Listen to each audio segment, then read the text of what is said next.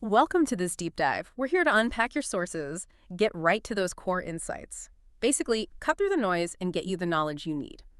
Today, we're looking at some pretty fascinating news. It's from the world of quantum computing, specifically how these quantum machines are, well, starting to show a real edge over traditional supercomputers. Not just in theory, but, on actual problems.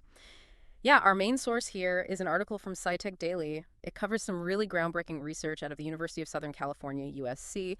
This was led by Professor Daniel Lidar, and the work itself was published in Physical Review Letters, which is a top-tier journal. So, our mission today is pretty clear. Figure out what this breakthrough really means, practically speaking. We want to explore the clever techniques they use to get there, and also grasp why this focus on, let's say, good enough answers, not necessarily perfect ones, why that's such a big deal for useful quantum computing. It really is a significant moment. It shifts the focus, doesn't it, from just talking about theoretical supremacy to actually demonstrating a practical quantum advantage for certain kinds of tasks. That's a key step. Okay, right. So let's unpack that headline claim. They're saying USC researchers achieved quantum advantage, and they did it using a specific kind of quantum computer, a quantum annealer. Now, quantum advantage gets thrown around quite a bit. What are we really talking about here in this specific study? That's a great question. So in this context, quantum advantage means they performed rigorous tests and showed their quantum systems solved a particular class of complex problems faster than the best-known classical computers running the most efficient algorithms we currently have for those specific problems. It's not just that the quantum way is different, it's demonstrably better in terms of how the performance scales as the problem gets harder, on this task at least. Right, and the tool was quantum annealing. That's different from the gate-based quantum computers we often hear about, the ones aiming for, like full fault tolerance. Exactly. Quantum annealing is more specialized. It doesn't run a sequence of logic gates in the same way. Instead, it kind of guides a quantum system to naturally settle into its lowest energy state. And the trick is, you map your complex problem onto that system's energy landscape. So the lowest energy points correspond to the best or very nearly the best solutions. Okay, and this is where it gets really interesting for me, and maybe the key insight from this paper.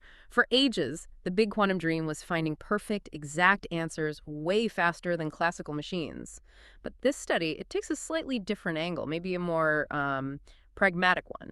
Absolutely. That's this whole idea of approximate optimization. Mm. Instead of needing the single, absolute, mathematically perfect solution, they were looking for answers that were just really good, specifically solutions within a certain tolerance, like, say, 1% or better of the true optimal value. So this shift, focusing on finding high quality but maybe approximate solutions and finding them fast, what does that actually mean for you listening right now? Oh, it's huge for real-world applications. Think about fields like finance or logistics, maybe supply chain management, even certain machine learning tasks. In those areas, often you don't actually need the one perfect answer to be useful. Getting, say, a 99% optimal solution today can be way more valuable than getting the 100% perfect answer next month, when everything's changed anyway. Right. The article had that great example of building a mutual fund portfolio. You're usually just trying to beat a benchmark or hit a target return. You're not necessarily searching for the single, theoretically perfect mix of every stock in existence. What? Well, that's probably impossible. Exactly. A really good, high-performing portfolio is what you need. It's sufficient. So this research, it kind of validates the idea that quantum computers, even these current noisy ones, the NISQ era machines, they can actually be useful tools now if we aim them at problems where good enough fast is really the name of the game. Okay, so how do they actually manage it? Because we know these quantum systems are incredibly sensitive. Noise is a huge problem, right? Getting them to do anything useful is hard. That's the core technical challenge that they really tackled. They used a D-wave advantage quantum annealer. This specific machine, it's actually located right there at USC's Information Sciences Institute. D-Wave, yeah, they've been pioneers in annealing. But like all current quantum hardware, it's got to struggle with noise, right? Environmental interference messing with the qubits. Precisely. Noise is the big enemy. So to combat this, the USC team implemented a really sophisticated technique. It's called quantum annealing correction, or QAC. They ran this directly on the D-Wave chip. And this error suppression, well, it was absolutely crucial to their success. Quantum annealing correction. Yeah. So wait, they're kind of using the quantum system itself to help fix the errors that happen while it's annealing? That's the basic idea, yeah. By applying this QAC technique, they effectively created over 1,300 logical qubits. Now, a logical qubit isn't just one physical qubit. Think of it more like a more robust, error-suppressed unit. It's built by cleverly combining multiple physical qubits and using that QAC process to protect the information. Ah, okay. So more reliable building blocks build on the noisy hardware itself. Right. Clever. And using these tougher logical qubits, they managed to outperform the top classical algorithm for these problems, which is called Parallel tempering with isoenergetic cluster moves, or PTICM for short. PTICM. Got it. Right? And PTICM is really considered the, state-of-the-art classical approach for these specific kinds of complex optimization problems. So beating that algorithm is a genuine demonstration of advantage. And the benchmark they used to prove this was a specific kind of problem, right? Something called two-dimensional spin glass problems with high precision interactions. Yep. Spin glasses, they come originally from statistical physics, used to model weird magnetic materials. They've become a standard, really tough benchmark for optimization algorithms because their energy landscapes are incredibly complex. Loads of little valleys or local minima.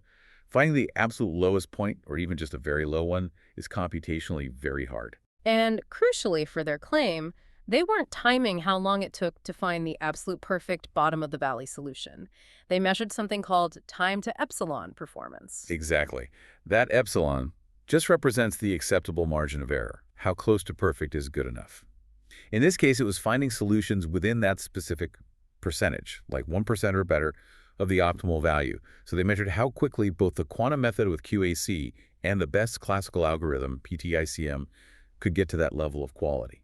And the finding was that the quantum approach scaled better. It got to that good enough answer significantly faster, especially as the problems got bigger and harder. Okay, which brings us to the big question. Why should you, the listener, care about spin glasses and time to epsilon? Sounds a bit academic. Well, because this study offers really strong evidence. It shows that quantum annealing, specifically when you combine it with error-fighting techniques like QAC, and when you focus it on finding near-optimal answers, it offers a real, potentially powerful path forward. It's about practical quantum computing for tasks you might actually encounter in the real world. It's not just theory anymore. They've shown it works on a standard, difficult test case. And looking forward, the researchers said they plan to push this further, apply it to denser, higher dimensional problems. That's the plan. The goal is always to move from these sort of benchmark physics problems towards tackling the larger scale, more complex optimization challenges.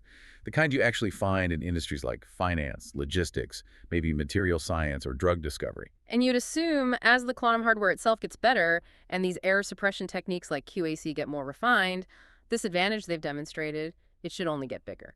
That's certainly the hope and the expectation. Yeah. This result is, I think, a really important milestone. It shows that if you pick the right kind of problem, use the right technique like annealing, and this is key, effectively manage the errors, well, then quantum computers might become useful tools much sooner than if we just keep chasing perfect answers on today's noisy machines. So let's wrap up this deep dive into the source material. The big takeaway seems to be this.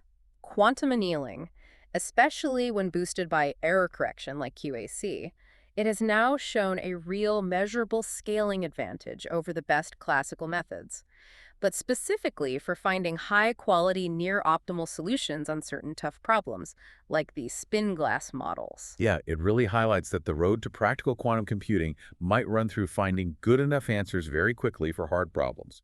Maybe that's more achievable in the near term than only going after perfect solutions for everything. Which leaves us with a final thought for you to consider.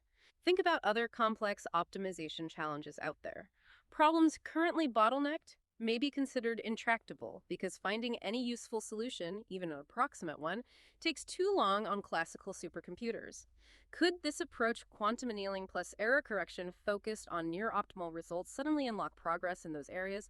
What might those areas be?